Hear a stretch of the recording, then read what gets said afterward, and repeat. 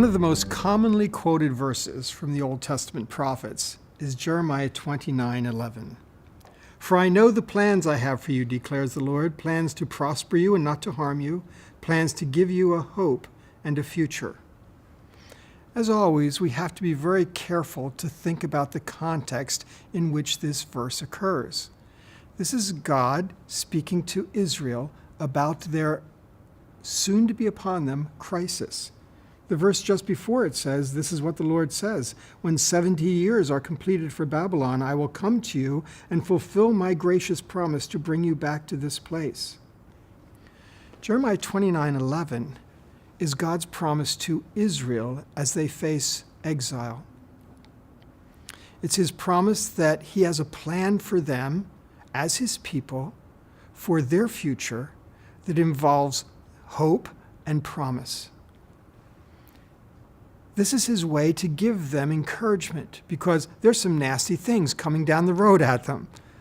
And this is to say that God is not done with them despite their failures. As always then, when we consider the context, we have to notice that this is not spoken to us in our contexts. And we cannot take it as somehow a promise to us, because it is not to us. The Bible is written for us, but it is not written to us. And so when we read a verse like this, as always, we have to think in terms of what does this tell us about the nature of God, instead of where's a promise that I can claim.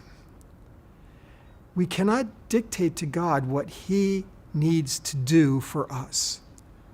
We can only have faith in who he is. And as he spoke of his plan for Israel, we can understand that God carries out the plans that he has, and that nothing can get in the way of that. There are no obstacles that God cannot overcome.